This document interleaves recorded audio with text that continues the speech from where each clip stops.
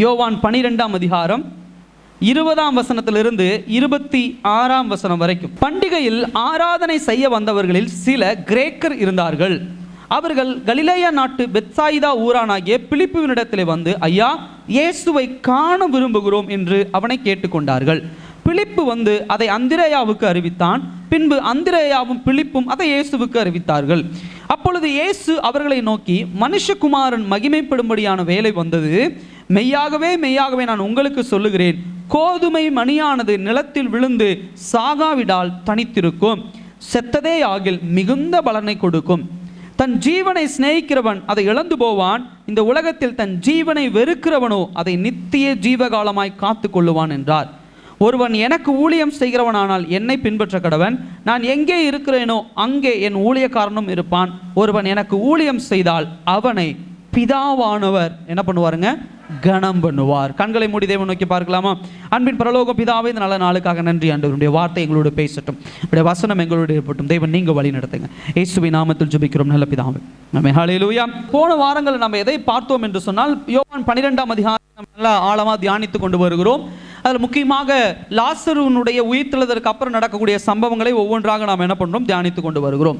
இப்போ இந்த 20ஆம் வசனம் 21ஆம் வசனத்தில் நம்ம பார்க்கும் பொழுது, இந்த அதற்கு முன்னாடி பார்த்தீங்கன்னா 18 19ஆம் வசனத்தில் பார்க்கும் பொழுது இந்த பரிசேயர்களுடைய பேச்சு எப்படி, என்ன எல்லா கூட்டமும் இயேசு பின்னாடி போகுதே, இவங்களை எப்படியாவது இயேசுவை கொலை செய்யணும் அப்படிங்கிற ஒரு எண்ணத்தோடு என்ன பண்ணுகிறது? 19ஆம் வசனம் முடிவடைகிறது. அப்போ 20ஆம் வசனம் பார்க்கும்போது ஒரு பண்டிகை தொடங்க என்ன பண்ணுகிறது? ஆரம்பிக்கிறது. என்ன பண்டிகைங்க? பஸ்கா பண்டிகை என்ன பண்ணுறது? தொடங்க ஆரம்பிக்கிறது. இந்த பஸ்கா பண்டிகை தொடங்கும் போது எல்லாருமே தேவாலயத்தில் எல்லாம் ஆலயத்துக்கு என்ன பண்ணுவாங்க? நம்ம எப்படி கிறிஸ்மஸ் ஆராதனைக்கும் போது எல்லாம் ஆலயத்துக்கு வரோம் பார்த்தீங்களா? ரொம்ப பெருசாக கொண்டாடப்படும், யூதர்கள் ரொம்ப செலிப்ரேட் பண்ணக்கூடிய ஒரு பண்டிகை அந்த பண்டிகை. அந்த பண்டிகை நாட்கள் எல்லாரும் என்ன பண்ணுறாங்க? ஒன்று கூடி என்ன பண்ணுறாங்க? வராங்க. தேவாலயம் முழுவதும் நிரம்பி இருக்கிறது. இயேசு கிறிஸ்துவும் அங்கே இருப்பதை நாம் காண முடிகிறது. ஏன்னா இப்போ தான் ஆண்டவர் எருசலேமுக்குள்ளே என்ன பண்ணியிருக்கிறார்? வந்திருக்கிறார். அதை நாம் தெளிவாக என்ன பண்ணுகிறோம்? போன வாரம் நம்ம பார்த்தோம். இப்போ இந்த இடத்துல பாருங்க, இந்த 12ஆம் அதிகாரம் 19ஆம் வசனம் முடிவு நமக்கு எதை காட்டுகிறது என்று சொன்னால், இயேசு கிறிஸ்து இஸ்ரவேல் தேசத்திற்குள்ளாக, அதாவது எருசலேமுக்குள்ளே வருகிறார். யூதர்கள் மத்தியிலே பிறந்து வருகிறார். ஆனால் யூதர்கள் என்ன செய்யவில்லை? இயேசுவை ஏற்றுக்கொள்ளவில்லை. அவர்கள் என்ன பண்றாங்க? ரோமர் கையில் இயேசு கிறிஸ்துவை ஒப்பு கொடுத்து சிலுவையில் அறையும்படி அதற்குண்டான பாதைக்கு என்ன பண்ணி கொண்டு இருக்கிறாங்க? தயாராகி கொண்டு இருக்கிறார்கள். இதை நம்ம என்ன பண்ணோம்? தீர்க்க தரிசனங்களுடைய நிறைவேறுதல் என்று சொல்லி கடந்த வாரம் நம்ம பார்த்தோம். தானியேல் புத்தகத்தில் முக்கியமாக இயேசு கிறிஸ்துவை குறித்து, மேசியாவை குறித்து 2 காரியம் சொல்லப்படுகிறது. ஒன்று, மேசியா என்ன செய்யப்படுவார் என்று சொன்னால் என்ன பண்ணுவார்? கொலை செய்யப்படுவார் அப்படிங்கிற ஒரு வார்த்தையும் தீர்க்க தரிசனமா சொல்றாரு. அதே போல இன்னொரு காரியம் நம்ம பார்க்கும்பொழுது என்ன சொல்றாரு அப்படின்னா, அவர் கடைசி, அதாவது எல்லா மக்களுக்கும் ஒரு இரட்சகராக மாறுவார் என்கிற ஒரு காரியத்தை தானியேல் சொல்லுகிறார். அதே போல ஏசாயா 42ஆம் அதிகாரம் 4ஆம் வசனத்தில் பார்க்கும் பொழுது, பூமி அனைத்திற்கும் அவர் என்ன பண்ண போகிறார்? ராஜாவாய் அங்கீகரிக்கப்பட போகிறார் அப்படிங்கிற ஒரு தீர்க்க தரிசனங்கள் பழைய ஏற்பாடு புத்தகத்தில் இருக்கிறது. இப்போ இதுவரைக்கும் நம்ம பார்த்ததுல எப்படி பார்க்குறோம் அப்படின்னு சொன்னால், இஸ்ரவேலர்கள், அந்த இஸ்ரவேலர்களுடைய உட்பிரிவுகள். உதாரணத்துக்கு நம்ம சமாரிய பெண்ணை பார்த்தோம். சமாரியா அப்படிங்கிறது பார்த்தீங்கன்னா இஸ்ரவேலுக்குள்ளே இருக்கக்கூடிய ஒரு உட்பிரிவு. அப்போ இஸ்ரவேலுக்குள்ளே மாத்திரம், அந்த யூதர்களுக்குள்ளே மாத்திரம் இருக்கக்கூடிய மக்கள் மத்தியிலே மாத்திரம் இயேசு கிறிஸ்துடைய வார்த்தை என்ன பண்ணி கொண்டிருக்கிறது? சென்று கொண்டிருக்கிறது. இயேசு கிறிஸ்து சென்று கொண்டிருக்கிறார். அப்படி இயேசு கிறிஸ்து அந்த யூதர்களுக்குள்ள மாத்திரம் போகும்போது தான் இந்த யூதர்கள் எதிராக இருக்கிறாங்க. இயேசு கிறிஸ்து அப்படியே கொலை செய்யணும் அப்படின்னு சொல்லி என்ன பண்றாங்க? இருக்கிறாங்க. இப்ப அடுத்த கட்டமா நம்ம யார புதுசா ஒரு கூட்டத்தை நம்ம பார்க்கிறோம். யாரு சொன்னால் கிரேக்கர்கள். யாருங்க? கிரேக்கர். அப்ப நல்லா புரிஞ்சுக்கோங்க, யூதர்கள் வேற, கிரேக்கர்கள் வேற. இந்த கிரேக்கம், இந்த கிரேக்க மொழி, கிரீக் அப்படின்னு ஆங்கிலத்தில் சொல்லுவாங்க, தமிழில் கிரேக்கம் அப்படின்னு சொல்லுவாங்க. இது ஒரு பழமையான ஒரு மொழி, அதிகம் பேசப்பட்ட ஒரு மொழி இந்த கிரேக்க மொழி. இந்த கிரேக்கர்கள் அதிகம் யூதர்களை தாண்டி ஒரு கூட்டம் என்ன பண்றாங்க? இருக்கிறாங்க. இப்போ என்னாச்சு அப்படின்னா, யூதர்கள் சரியாக தேவனை ஏற்றுக்கொள்ளவில்லை, தேவனை வெறுத்து ஒதுக்கிறவர்களாக இருக்கிறாங்க. இப்போ யூதர்களை தாண்டி தேவனுடைய புகழ் யாரிடத்துல செல்லுகிறது? தேவனுடைய மகிமை யாரிடத்துல செல்லுகிறது? கிரேக்கர்கள் இடத்துல என்ன பண்ணுகிறது? செல்லுகிறது. இப்போ கிரேக்கர்கள் வந்து கேட்குறாங்க. என்ன கேட்குறாங்க? 21ஆம் வசனத்தில் பார்க்கும்போது, நாங்கள் என்ன பண்ணுறோம்? ஐயா, இயேசுவை காண விரும்புகிறோம் என்று யாரை கேட்குறாங்க? பிலிப்புவினிடத்தில் கேட்பதை நாம் என்ன பண்ணுகிறது? காண முடிகிறது.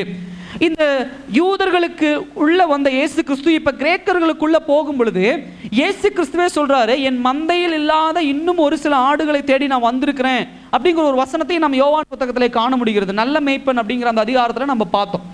அதற்குண்டான ஒரு வெளிப்படுத்துதல், அதற்குண்டான ஒரு தீர்க்க தரிசனம் நிறைவேறுதலாகவும் நம்ம இதை என்ன பண்ண முடியும், நம்ம பார்க்க முடியும். இப்போ என்ன ஆயிடுச்சு, இந்த கிரேக்கர்கள் வந்து என்ன பண்ணுறாங்க, இயேசு கிறிஸ்துவை பார்க்கணும், அவரை நாங்கள் பார்க்க விரும்புகிறோம் அப்படின்னு சொல்லி என்ன பண்ணுறாங்க, பிலிப்பு இடத்துல கேட்குறாங்க. இப்போ பிலிப்பு என்ன பண்ணுறாரு, போய் யார்கிட்ட அறிவிக்கிறாரு, அந்திரேயார்ட்ட அறிவிக்கிறார். இதுதான் இந்த சம்பவம். நான் இது எப்படி புரிந்து கொள்கிறேன் அப்படின்னா, யூதர்கள் மத்தியில் இயேசு கிறிஸ்து இருக்கிறாரு. இப்போ புறஜாதி மக்கள் மத்தியிலே இயேசு கிறிஸ்து என்ன பண்ணுகிறார், அவருடைய மகிமை, அவருடைய பிரசன்னம் என்ன பண்ணுது, அதிகம் பரவுகிறது. இயேசு கிறிஸ்துவை யூதர்கள் அடையாளப்படுத்தியதை தவிர இயேசு கிறிஸ்துவை யூதர்கள் ஏற்றுக்கொண்டதை மாத்திரமல்ல, அதற்கு மேலாக புறஜாதிகள் இயேசு கிறிஸ்துவை அடையாளம் கண்டுகொள்வதையும் அவருடைய மகிமையை புரிந்து கொள்வதையும் நாம் என்ன பண்ணுகிறது, காண முடிகிறது.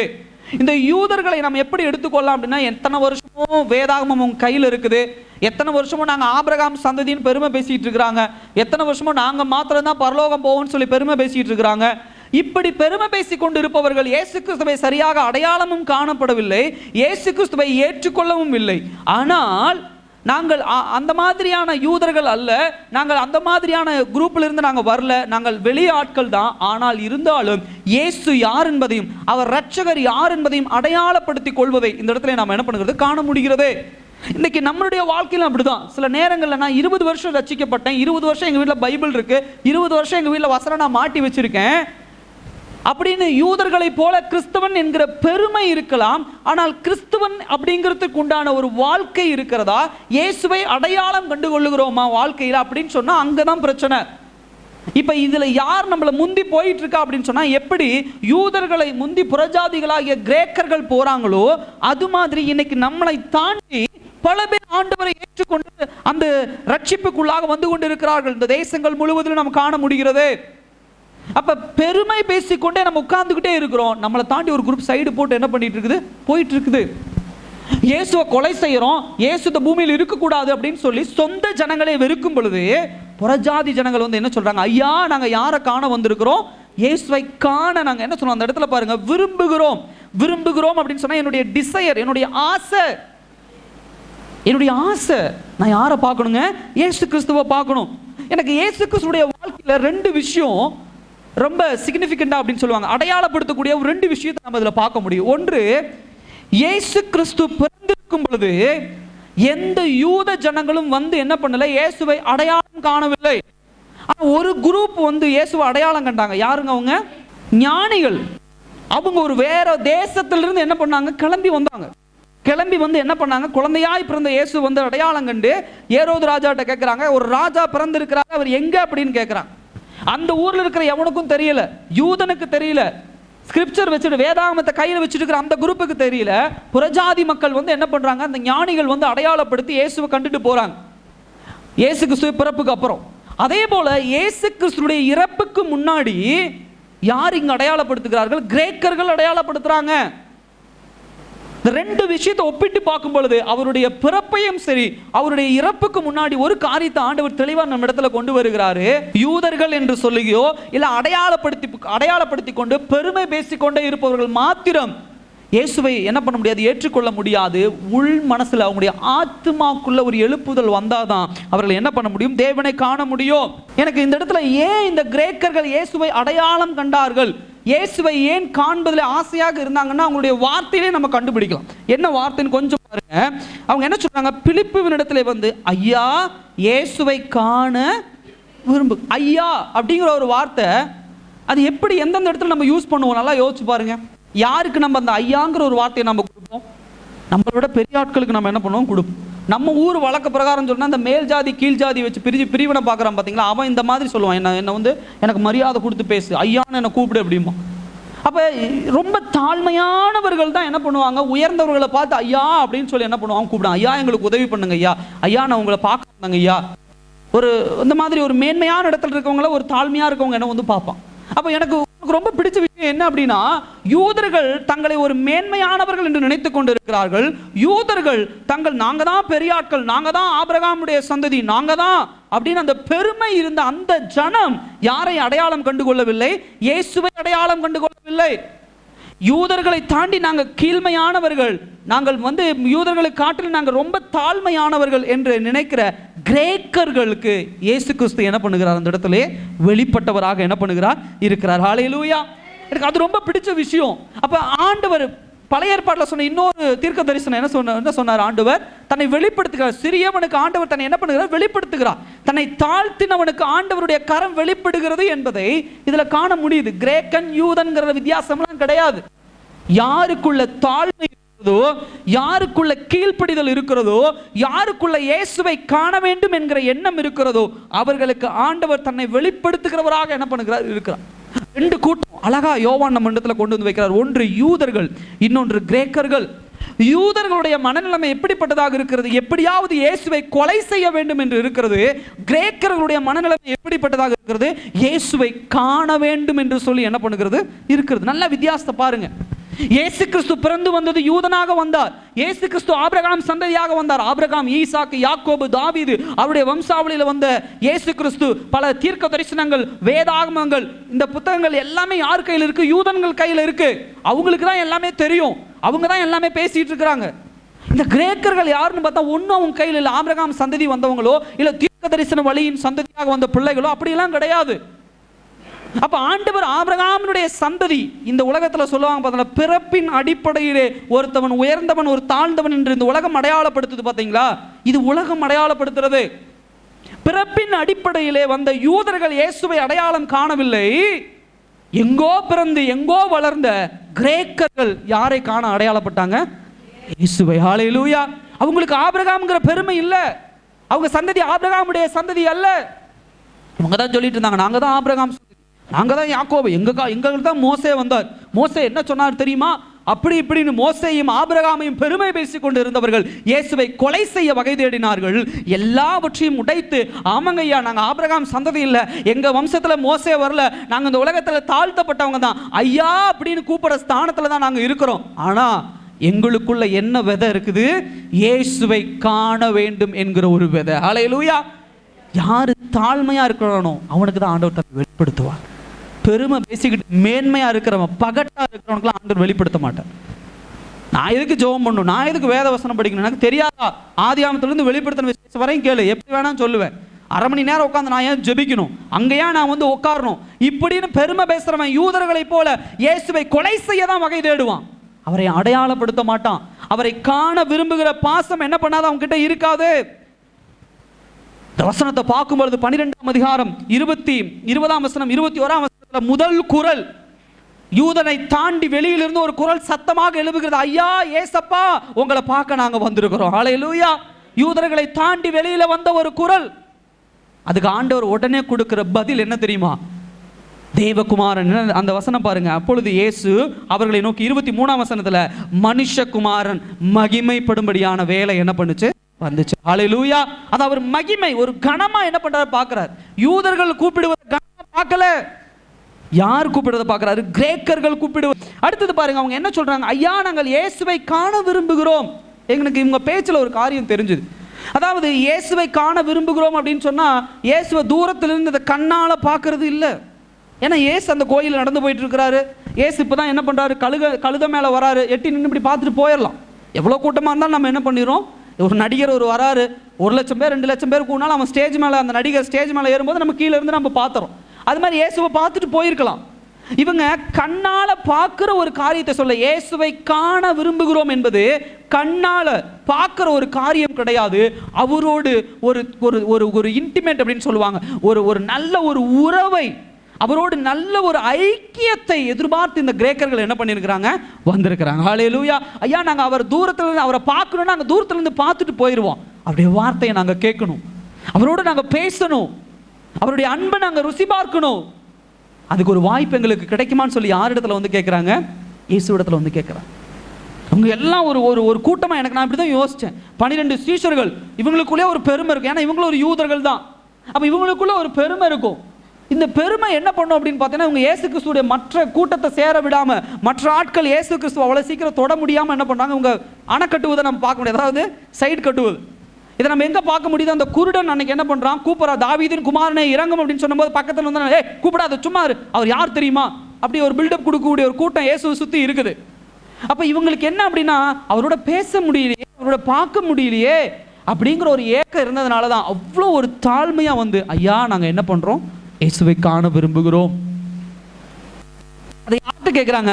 பிலிப்புக்கிட்டையும் அந்திரேயாட்டையும் கேட்குறாங்க. நமக்கு ஒரு கேள்வி இருக்கலாம், ஏன் பேதுரு இருக்கிறாரு, யாக்கோபு இருக்கிறாரு, யோவான் இருக்காரு, அவங்ககிட்ட கேட்காம ஏன் பிலிப்பு அந்திரேயா கிட்ட போய் கேட்கணும்? ஏன்னா எல்லாருடைய பேரை பார்க்கும் பொழுது அவர்களுடைய பேர்கள் எபிரேய பாஷையில் இருக்கிறது. பிலிப்பும் அந்திரேயாவுடைய பேர் மாத்திரம்தான் கிரேக்க மொழியில் இருக்கிறது. அப்போ இதை நம்ம எப்படி புரிஞ்சுக்கலாம் அப்படின்னா, ஒருவேளை பிலிப்பும் அந்திரேயாவும் யூதர்களாக இருந்தாலும் அவர்களுக்குள்ள இந்த கிரேக்க சாயல் என்ன பண்ணியிருக்கலாம், இருந்திருக்கலாம். சில பேர் நம்ம பார்க்குறோம், சில பேர் என்ன பண்ணியிருப்பாங்க, தெலுங்கர்கள், ஆந்திராவில் தெலுங்கர்கள் இருப்பாங்க, கன்னடர்கள் இருப்பாங்க.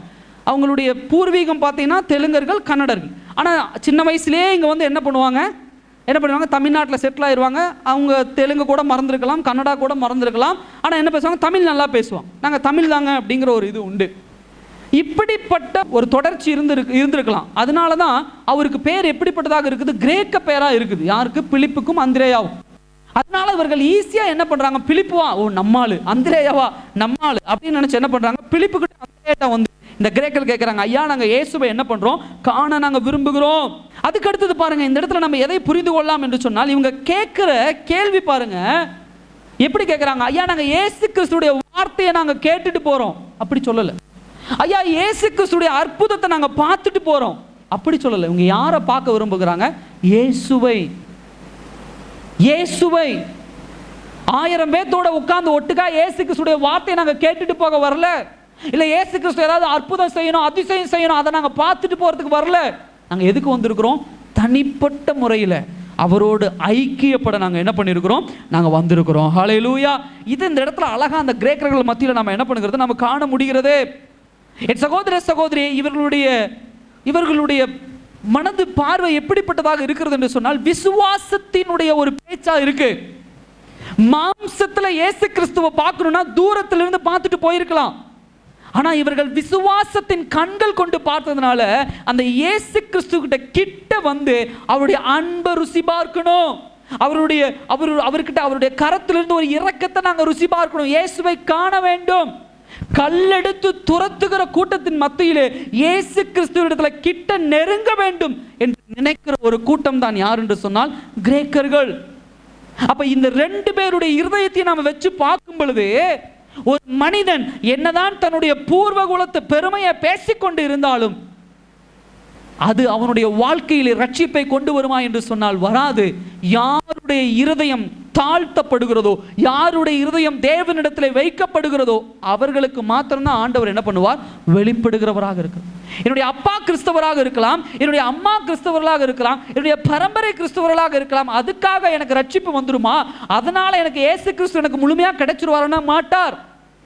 உங்களுக்குள்ள விசுவாசம் இருந்தால்தான், உங்களுக்குள்ள இயேசுவை காண விருப்பம் இருந்தால்தான் ஆண்டவர் உங்களோடு இடைபடுவார் என்பதற்கு இந்த யூதர்களும் கிரேக்கர்களும் நமக்கு என்ன பண்ணாங்க, ஒரு மிகச்சிறந்த உதாரணத்தை நாம் என்ன பண்ணுகிறது, காண முடிகிறது. ஹல்லேலூயா. 22ஆம் வசனம் பாருங்க.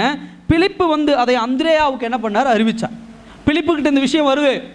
உடனே பிலிப்பு யாரை நோக்கி வராரு, அந்திரேயா. அங்க ஒரு சின்ன குரூப் ஃபார்ம் ஆகுது. பிலிப்பு யாரு, நான் ஏற்கனவே சொன்னது போல கிரேக்க பேர், அந்திரேயா கிரேக்க பேர். அப்ப கிரேக்கர்கள் வந்து பிலிப்பு கிட்ட பேசுறாங்க, பிலிப்பு நேரம் அந்திரேயாட்ட போறாரு. இப்போ இவங்க 2 பேர் சேர்ந்து இயேசு கிறிஸ்துவிட்ட போறாங்க. இப்போ இதுல பார்க்கும்போது என்ன இங்க ஒரு ஹெசிடேஷன் இருக்கு. அதாவது ஏன் வந்து அவர்கள் கேட்டவுடனே, கிரேக்கர்கள் கேட்டவுடனே வாங்க உடனே அப்படின்னு சொல்லி பிலிப்பு கையை பிடிச்சு நேரம் இயேசுகிட்ட கூட்டிட்டு போயிருக்கலாம்ல. ஏன் போய் அந்திரேயாட்ட கேட்கிறாரு. அந்திரேயா 2 பேரும் ஏதோ பேசுறாங்க, பேசிட்டு அப்புறம் போய் இயேசு கிறிஸ்துவிட்ட என்ன பண்றாங்க பார்க்கறாங்க. அப்ப பிலிப்பு கிட்ட அந்த சுவிசேஷம் என்கிற காரியம் குறைவா இருக்கானா, இல்ல. பிலிப்பு ஆரம்பத்திலே நம்ம புத்தகத்திலே பார்க்கிறோம், இயேசு கிறிஸ்துவை பற்றி அறிந்த உடனே யார்கிட்ட போய் சொன்னாரு, யார்கிட்ட போய் சொன்னார், நாத்தான்வேல்கிட்ட போய் என்ன பண்ணாரு, இந்த மாதிரி ஒருத்தரை கண்டேன்னு சொல்லி என்ன பண்ணாரு சொல்றாரு. அதை நம்ம அவருடைய சுவிசேஷ தாகத்தை நாம் என்ன பண்ணுகிறது, நம்ம காண முடிகிறது. ஆனால் இவங்களுக்குள்ள இருந்த ஒரு மனநிலைமை, இந்த சீஷர்களுக்குள்ள இருந்ததும் சரி, இந்த மக்களுக்குள்ளும் இருந்தது என்னன்னா, இயேசு கிறிஸ்து யாருக்கு மாத்திரம் தான் சொந்தம், யூதர்களுக்கு மாத்திரம் தான். ஹல்லேலூயா. இந்த மனநிலைமை என்ன பண்ணுச்சு, எல்லா சீஷர்கள் மத்தியிலும் இருந்துச்சு. அதனால தான் இயேசு கிறிஸ்து சமாரியா பெண்ணிட்ட பேசும்போது, அந்த கிணத்தடியில் உட்கார்ந்து பேசும்போது எல்லாரும் என்ன பண்ணாங்க, இயேசு கிறிஸ்து வித்தியாசமா பார்த்தாங்க.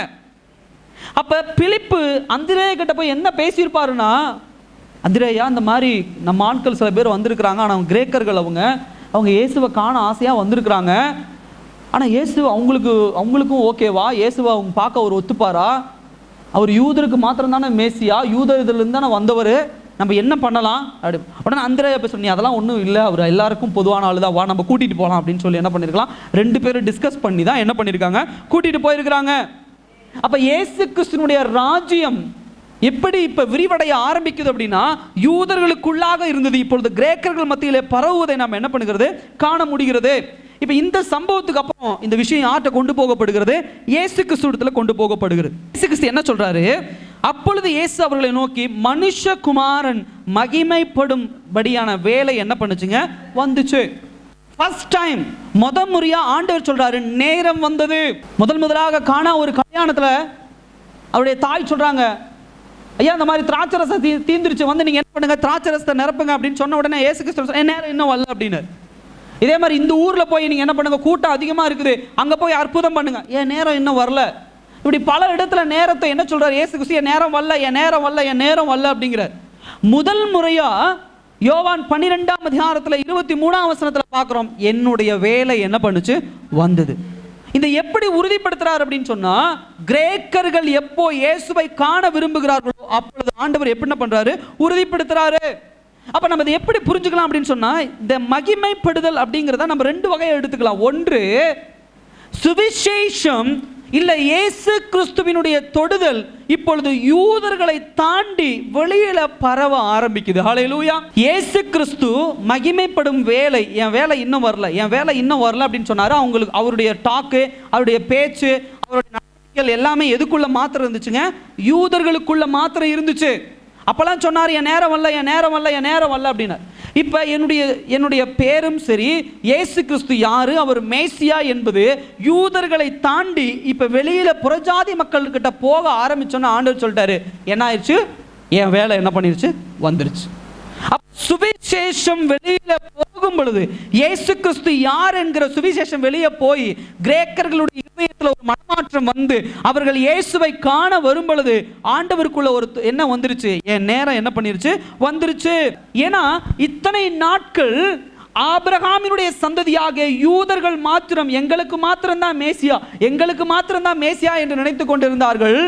ஆனால் என்றைக்கு யூதர்களை தாண்டி புறஜாதி ஜனங்கள் இயேசுவை இரட்சகராக ஏற்றுக்கொண்டு அவரை காண விரும்புகிறோம் என்று சொல்லி உள்ள வர ஆரம்பிச்சாங்களோ, இப்போ இயேசு கிறிஸ்து புரிஞ்சிட்டாரு. என்ன புரிஞ்சிட்டாரு, இவர்களும் இப்பொழுது எங்கே இணைக்கப்பட வேண்டிய நேரம் ஆயிடுச்சு, ஆபிரகாமுடைய சந்ததிக்குள்ளாக என்ன பண்ணுங்க, இணைக்கப்பட வேண்டும். அப்படி ஆபிரகாமுடைய சந்ததிக்குள்ளாக அவர்கள் இணைக்கப்பட வேண்டும் என்று சொன்னால் அங்கு என்ன நடக்க வேண்டும் என்று சொன்னால், இயேசு கிறிஸ்துவின் இரத்தம் என்ன பண்ண வேண்டும், சிந்தப்பட வேண்டும். ஹல்லேலூயா. புறஜாதிகள் ஆபிரகாமுடைய சந்ததிக்குள்ளாக வந்து ஆபிரகாமுக்கு கொடுத்த தீர்க்க தரிசனங்கள், ஆபிரகாமுக்கு கொடுத்த ஆசீர்வாதங்களை சொந்தமாக்கி கொள்ள வேண்டும் என்று சொன்னால், நான் சிலுவையிலே போய் மரித்து என்னுடைய ரத்தத்தை சிந்த வேண்டும். அதன் மூலியமாக அந்த தீர்க்க தரிசனங்களையும் அந்த ஆசீர்வாதங்களையும் கிரேக்கர்கள் என்ன பண்ண முடியும், சுதந்திரித்துக் கொள்ள முடியும் என்று சொல்லி என்ன பண்றாங்க, அந்த இடத்துல நினைக்கிறாங்க. அதை இந்த இடத்துல தெளிவா என்ன பண்ணுகிறது, காண முடிகிறது. 2வது விஷயம், தன்னுடைய சிலுவையை குறித்து அந்த இடத்துல என்ன பண்ணுகிறார், இயேசு கிறிஸ்து வெளிப்படுத்துகிறார். என்ன சிலுவையை குறித்து வெளிப்படுத்துகிறார், இந்த யூதர்களும் சரி சீஷர்களும் சரி இவர்களுடைய மனநிலைமை எப்படிப்பட்டதாக இருக்கிறது, இவர்கள் எப்படி நினைச்சு கொள்றாங்க, இயேசு கிறிஸ்து மகிமை அப்படின்னு சொன்னா இவங்க எப்படி புரிஞ்சுக்கிறாங்க அப்படின்னா, இயேசு கிறிஸ்து ரோமர்களோட சண்டை போடுவாரு, ரோமர்களோட சண்டை போட்டு இஸ்ரவேல் தேசத்தை மீட்டெடுத்து அவர் ராஜாவா என்ன பண்ணுவார், உட்காருவாரு, ஒரு கிங்டம், ஒரு ராஜ்ய பாரத்தை பிடிப்பாரு, இதுதான் மேசியாவுடைய வேலை அப்படின்னு சொல்லி என்ன பண்ணி கொண்டிருக்கார்கள், நினைத்து கொண்டிருக்கிறார்கள். அவர்கள் நினைச்சிட்டாங்க இயேசு கிறிஸ்துவுக்கு மகிமை என்பது பூலோக ராஜ்யபாரம் என்று சொல்லி. ஆனால் இயேசு கிறிஸ்து தன்னை அழகாக வெளிப்படுத்துகிறார், எனக்கு மகிமை என்பது பூலோக ராஜ்யபாரம் அல்ல, என்னுடைய மகிமை என்பது என்னங்க, சிலுவை. ஹல்லேலூயா. சிலுவை. நான் சிலுவையில் சாகிறது தான் மகிமையான ஒரு காரியம், என் பாடுகள் தான் மகிமை, எனக்கு கனம். நான் அற்புதம் செஞ்சேங்க, 5 அப்பம் 2 மீன் வச்சேன், அதனால எனக்கு மகிமையான இல்லை, எனக்கு உயர்வான இல்ல. செத்து போன லாசருவை நான் உயிரோட எழுப்பினேன், அதனால நான் மகிமை அடைஞ்சிட்டேனா, இல்ல. அப்ப எனக்கு மகிமை எங்கே உண்டாகும் என்று சொன்னால், என் பிதாவின் சித்தத்தை நான் சிலுவையிலே நிறைவேற்றினால்தான் எனக்கு என்ன உண்டுங்க, என்ன உண்டு, மகிமை உண்டு. நான் அற்புதம் செய்வதனால எனக்கு மகிமை கிடையாது. திராட்சரசம் குறைவுபடும் பொழுது திராட்சரசத்தில் எல்லா வாயும் பிளக்கிற மாதிரி ஒரு அற்புதம் செஞ்சேன், அப்ப நான் மகிமை அடைஞ்சனான்னு கேட்டா இல்ல. ஆண்டவர் சொல்ல நான் மகிமை அடைஞ்சிட்டேன்னு சொல்லல. அப்ப அவருடைய குளோரிபிகேஷன், அவருடைய மகிமை எங்கே நடைபெற்றது என்று சொன்னால் சிலுவையில என்ன பண்ணுச்சு, நடைபெற்றது. இந்த வசனத்தை நம்ம தொடர்ந்து ஆராய்ந்து பார்க்கும் பொழுது எந்த இடத்திலும் எண்ணம் போடப்படல இயேசு கிறிஸ்து போய் அந்த கிரேக்கர்களை சந்தித்தார் அப்படிங்கிற ஒரு வார்த்தை என்ன பண்ணல. நீங்க அதுக்கப்புறம் கூட வாசிச்சு பாருங்க வீட்டுல போய். இயேசு கிறிஸ்து போய் கிரேக்கர்களை சந்தித்தார் அப்படிங்கிற ஒரு வார்த்தை வரல. ஆனா ஒரு காரியத்தை ஆண்டவர் தெளிவா சொல்றாரு. என்ன சொல்றாருன்னா, இப்பொழுது கிரேக்கர்கள் மாம்சத்துல இருக்கக்கூடிய இயேசு கிறிஸ்துவை சந்திக்க வந்திருக்கிறாங்க. அவர்கள் சந்திக்க வந்தது ஒரு தீர்க்க தரிசன நிறைவேறுதல். ஆனா மாம்சத்துல ஒரு நீதியுள்ள ஒரு வாழ்க்கை வாழ்ந்து கொண்டிருக்கிற, ஒரு பர்ஃபெக்ட் லைஃப் வாழ்ந்து கொண்டிருக்கிற இயேசு கிறிஸ்துவை காண்பதினாலே ரட்சிப்பு கிடைத்து விடுமா என்று சொன்னால் கிடையாது. அல்லேலூயா. இயேசு கிறிஸ்து, இப்ப நமக்குள்ள ஒரு கேள்வி இருக்கும், ஏங்க இயேசு கிறிஸ்து வாழ்ந்த காலத்துல நான் வாழ்ந்திருந்தேன்னா இயேசு கிறிஸ்து கரத்தை பிடிச்சிருப்பேன், இயேசு கிறிஸ்து கூட போயிருப்பேன். ஆனா நல்லா புரிஞ்சுக்கோங்க, இயேசு கிறிஸ்து 33 வருஷம் இந்த பூமியில வாழ்ந்தார். நீதியுள்ள ஒரு வாழ்க்கை வாழ்ந்தாரு, ஒரு பாவமற்ற ஒரு வாழ்க்கை வாழ்ந்தாரு, பல அற்புதங்கள் அதிசயம் செய்தாரு. அந்த வாழ்க்கை நமக்கு ரட்சிப்பை கொண்டு வருமானா? கொண்டு வராது. அப்பொழுது நாம் இயேசுவை சந்தித்தால் என் வாழ்க்கையில ரட்சிப்பு வந்துரும்னா வராது. நாம் எந்த இயேசுவை சந்திக்க வேண்டுங்க? எந்த இயேசுவை சந்திக்க வேண்டும்? சிலுவையிலே அடிக்கப்பட்ட இயேசுவை சந்திக்க வேண்டும். ஹல்லேலூயா. சிலுவையிலே பாடுபட்ட இயேசுவை சந்தித்தால் தான் நமக்கு என்ன உண்டுங்க? ரட்சிப்பு உண்டு. கொஞ்சம் ஆழமான சத்தியம், அப்பதான் உங்களுக்கு நல்லா புரியும். ஏன்னா இந்த காலத்துல இயேசு கிறிஸ்துவை எப்படி காட்டிக் கொண்டு இருக்கிறாங்க அப்படின்னா, இந்த உலகத்துல சொல்லுவாங்கல்ல, அந்த ஜீம்பூம்பாக்காரன் அப்படிம்பாங்கல்ல, அந்த இப்படின்னு பண்ணா, அந்த மேஜிக் பண்றவன், இப்படின்னு பண்ணா புறா பறக்கும், இப்படின்னு பறக்குனா என்னென்னமோ வரும், அந்த மாதிரி தான் இயேசு. இயேசு கிறிஸ்துட்ட போய் ஜெபம் பண்ண உடனே இப்படின்றவார், உடனே ஒரு 10 சென்ட் நிலம் வாங்கிடுவேன். இயேசு கிறிஸ்து இன்னைக்கு போய் ஜெபம் பண்ண நாளைக்கு இப்படின்றவார், கழுத்தில் ஒரு 10 பவுன் நகை வந்துடும். இயேசு கிறிஸ்துட்ட போய் ஜெபம் பண்ணி இப்படின்றவார், நாளைக்கு எனக்கு கவர்மெண்ட் வேலை கிடைச்சிடும். இப்படி தான் இயேசு கிறிஸ்து நீ உலகத்தில் காட்டிட்டு இருக்கிறாங்க. இல்ல, அந்த இயேசுவை பார்க்கறது இல்ல.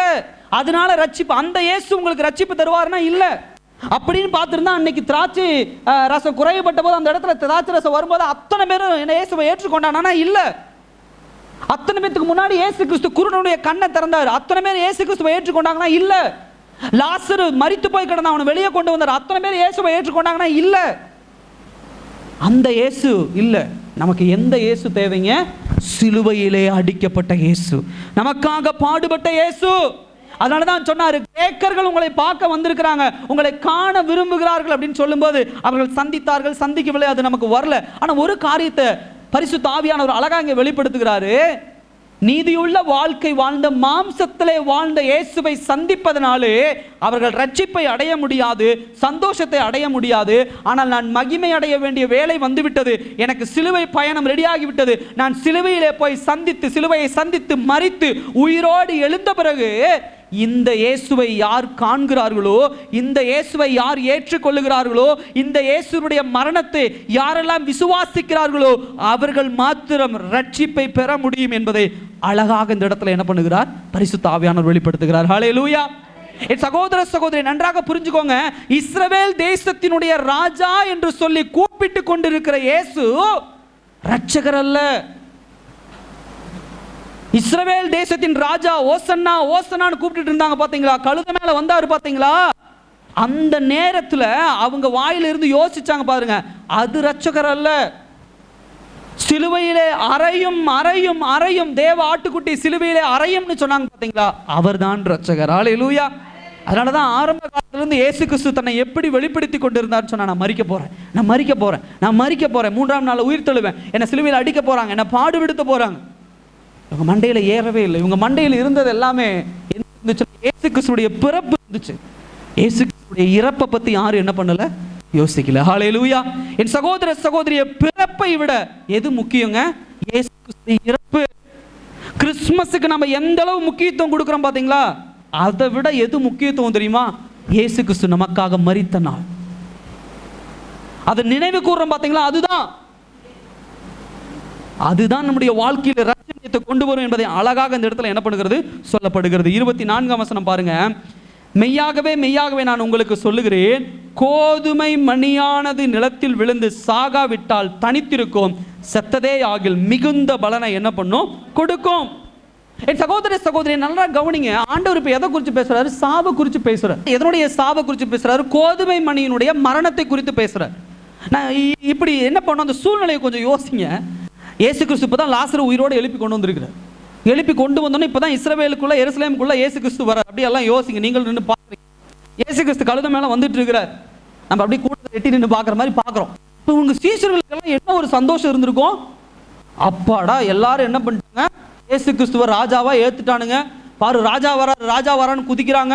எல்லாம் அந்த இலையெல்லாம் போடுறாங்க. எல்லாரும் இயேசு கிறிஸ்துவை ஏற்றுட்டாங்க. அடுத்தது என்ன, நேரா என்ன பண்ண போறோம், ஒரு 1000 பேர்த்த சேர்க்க போறோம். அடுத்தது என்ன, நேரா போய் யார சண்டைக்கு போறோம், ரோமர்கள் அடிமைப்படுத்தி, யூதர்கள் அடிமைப்படுத்தி பார்த்தீங்களா, அவங்க ரோமர்களாக அந்த பிலாத்து இடத்துல சண்டைக்கு போறோம். சண்டைக்கு போன உடனே இயேசு கிறிஸ்து என்ன பண்ணுவாரு, ஏன்னா அப்பயே 5 அப்பம் 2 மீன் 5000 பேருக்கு கொடுத்தவர், செத்தவன் உயிரோட கொண்டு வந்தவர். அதனால டப்பு டப்புன்னு என்ன பண்ணுவார், எல்லாத்தையும் அடிச்சு போட்டு ரோமர்களை வீழ்த்தி என்ன பண்ணுவார், ராஜாவா ஆயிடுவார். அவரு ராஜாவா ஆயிட்டா இந்த சீசர்கள் என்ன நினைச்சுவாங்க, நம்ம 12 பேரும், ஒருத்தர் கல்வி அமைச்சர், ஒருத்தர் பொதுப்பணித்துறை அமைச்சர், இந்த மாதிரி நமக்கு 12 அமைச்சர் பதவி என்ன பண்ணிடும், கிடைச்சிரும். இன்னைக்கு இருக்கிற காலகட்டம் மாதிரி என்ன பண்றாங்க நினைச்சிட்டாங்க. இவர் ராஜா ஆயிட்டாருன்னா அப்ப நம்ம லைஃப் செட்டில்டு அப்படிங்கிற ஒரு காரியத்தை யோசிச்சுட்டு சந்தோஷமா வராங்க. அப்படிதான் இருக்கும். காட்டுல படுத்திருந்தோம், புள்ளக்குட்டியெல்லாம் விட்டுட்டு வந்தோம். பேதுரு நினைச்சு, போட்டையெல்லாம் நான் விட்டுட்டு வந்தேன், ஆண்டவர் கூப்பிட்டாருன்னு வந்தேன், எப்படியோ நான் என்ன பண்ணிடுவேன், மீன்வளத்துறை அமைச்சராக நான் மாறிடுவேன் அப்படின்னு சொல்லி என்ன பண்றாரு, யோசிச்சுட்டு வராரு.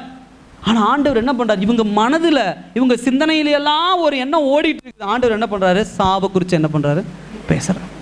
ஹல்லேலூயா. நம்ம சில நேரத்தில் அப்படிதான் ரொம்ப எக்ஸாஜரேட் பண்ணி ஏதாவது ரொம்ப பிரம்மாண்டமா யோசிச்சுட்டு இருப்போம். ஆண்டவர் டப்புன்னு தலையில தட்டி சம்மதம் இல்லாத ஒரு காரியத்தை என்ன பண்ணுவார், பேசிட்டு. இவனுங்க ராஜாவா ஆகிறத யோசிச்சுட்டு இருக்கிறாங்க. ஆண்டவர் என்ன சொல்றாரு, நான் சிலுவையில் அடிக்கவே, ஏன்னா அடிச்சு கொல்ல போறாங்கப்பா. நீங்க ராஜாவா அரியணையில சொல்றீங்க, நான் என்ன பண்ண போறேன், திருடனுங்க மத்தியில் என்ன உட்கார வைக்க போறாங்க. ஹல்லேலூயா. இவங்க நினைச்சிட்டாங்க ராஜாவா, இஸ்ரவேல் தேசத்துடைய ராஜாவா சேர்ல உட்காருவார். ஆண்டவர் இல்ல இல்ல இல்ல, என்னை எதுக்கு நடுவில் கொண்டு போய் வைக்க போறானுங்க, 2 திருடனுங்க மத்தியில, 2 கள்ளன்கள் மத்தியில், குற்றவாளிகளுக்கு மத்தியில் என்ன சிலுவையில் அடிக்க போறாங்க அப்படிங்கிறத அழகா என்ன பண்றாரு ஆண்டவர் இந்த இடத்துல சொல்றார். என் சகோதர சகோதரி, எங்கெல்லாம் சீஷர்களுடைய சிந்தனை வேற மாதிரி யோசிக்க ஆரம்பிக்கிறதோ அங்கெல்லாம் என்ன பண்ணிடுவாரு, தம்பி அப்படிலாம் நினைக்காது, எனக்கு முன்னாடி என்ன இருக்கு, மரணத்தை என் பிதா வச்சிருக்கிறாரு.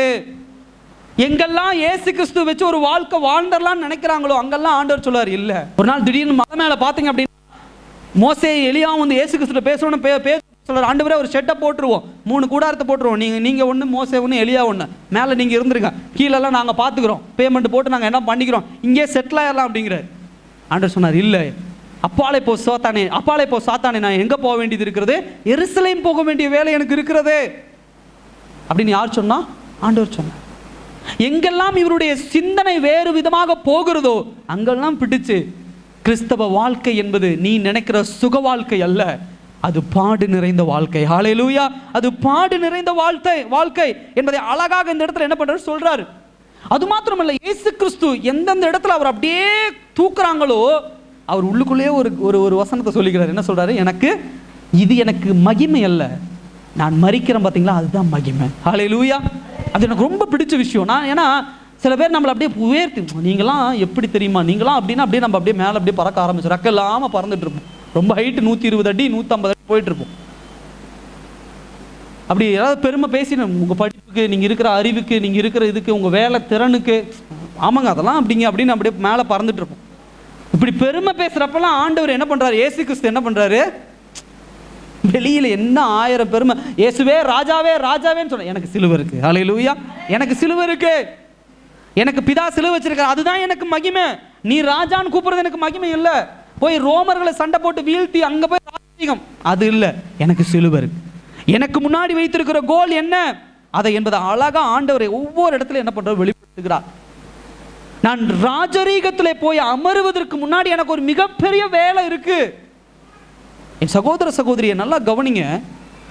எப்படி இந்த பூமியிலே இயேசு கிறிஸ்து ரோமர்களை அடித்து அந்த ராஜ்யத்திலே அமருவதை விட என் பிதாவினுடைய சித்தத்தை நான் நிறைவேற்றி, அந்த நிறைவேற்றுதல் மூலியமாக பரலோக ராஜ்யபாரத்தில் நான் உட்காரணும் பார்த்தீங்களா, அதுதான் முக்கியம் அப்படிங்கிறாரோ, அதே போலதான் நம்முடைய வாழ்க்கை.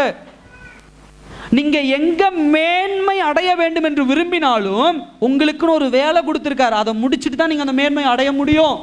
அப்போ ஒரு காரியத்தை புரிஞ்சு கொள்ளுங்க, நீங்க பரலோகத்தை அடையணும்னா உங்களுக்கு கொடுத்திருக்கிற வேலையை நீங்க கம்ப்ளீட் பண்ணாதான் நீங்க என்ன பண்ண முடியும், என்ன பண்ண முடியுங்க, பரலோகத்தை அடைய முடியும். அது அழகா இந்த வசனத்துல சொல்றார், எனக்கு வேலை கொடுத்துருக்காங்க, அந்த வேலையை முடிச்சுதான் நான் என்ன பண்ண முடியும், பண்ண முடியும்.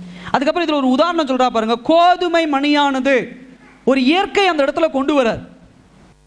என் சகோதர சகோதரியே, இதை படைச்சது யார் அப்படின்னு சொன்னா பிதா, குமாரன், பரிசுத்த ஆவியானவர் 3 பேர் தான். வானத்தையும் பூமியையும் அதில் உள்ள சுற்றியுள்ள நிறைவுகள் எல்லாத்தையும் யார் படைச்சா, பிதாவும் இயேசு கிறிஸ்துவும் பரிசுத்த ஆவியானவர். இப்படி இந்த பூமியை படைக்கும் பொழுது இந்த இயற்கைக்கென்று சொல்லி சில வரைமுறைகளை என்ன பண்ணியிருக்காங்க, வைத்திருக்கிறாங்க. ஹல்லேலூயா, கவனிங்க, அப்பதான் புரியும். இயற்கைக்கென்று சொல்லி சில வரைமுறைகள் இருக்குது. அந்த வரைமுறைகள் என்ன அப்படின்னா, ஒரு செடி இந்த பூமியில வளரும்னா அதுக்கு என்ன தேவைங்க, விதை தேவை. இது ஒரு லா. விதை இல்லாம எந்த செடி இந்த பூமியில் என்ன பண்ண முடியாது, வளர முடியாது. இயற்கையினுடைய வழிமுறைகள் அதுதான். மழை பெய்யணும், கடல் இருக்கணும், இது ஒவ்வொன்றுக்கும் ஒரு சட்டத்திட்டம் உண்டு. சூரியன், அதுக்கு ஒரு சட்டத்திட்டம் உண்டு. காலையில் இத்தனை டைமுக்கு நீ வெளியே வரணும், இந்த டைம்ல நீ போய் அடங்கிடும். அதுக்கப்புறம் சந்திரன் இந்த டைம்ல வரணும். மேகத்தினுடைய வேலை, அதனுடைய வேலை என்ன, ஒரு இடத்துல கூடணும், காற்று அடிக்கும் போது மழை வரும். இந்த மாதிரி ஒவ்வொருக்கும் ஒரு சட்டத்திட்டத்தை ஆண்டவர் வகுத்து தான் இந்த உலகத்தை ஆண்டவர் படைத்திருக்கிறார். போன போக்கில் படைச்சிட்டு போகல. போன போக்கில் ஆண்டவர் படைச்சிருந்தானா அது ஒழுங்கின்மையும் வெறுமையும் தான் இருந்திருக்கும். பாவம் தான் அப்படி வரும். போற போக்கில் எல்லாத்தையும் என்ன பண்ணுவோம், திடீர்னு பணக்காரன் ஆகிறானா அங்கே தப்பு பண்ணாதான் என்ன பண்ண முடியும், ஆக முடியும். உண்மையா உழைச்சு ஆகிறானா அதுக்கு ரொம்ப நாள் என்ன பண்ணும், ஆகும். அது போலதான் அப்ப ஒரு நேச்சர், ஒரு இயற்கையினுடைய வரைமுறை அழகா ஆண்டவர் இந்த இடத்துல சொல்றாரு. என்ன சொல்றாருன்னா, என்னுடைய படைப்பே அப்படிதான். ஒரு கோதுமை செடி வளரணும், ஒரு 1000 கோதுமை மணி, ஒரு 500 கோதுமை மணி வரணும் அப்படின்னா அதுக்கு என்ன பண்ணும், ஒரு கோதுமை மணி என்ன பண்ணும், இந்த பூமியில விழுந்து ஆகணும். ஹல்லேலூயா.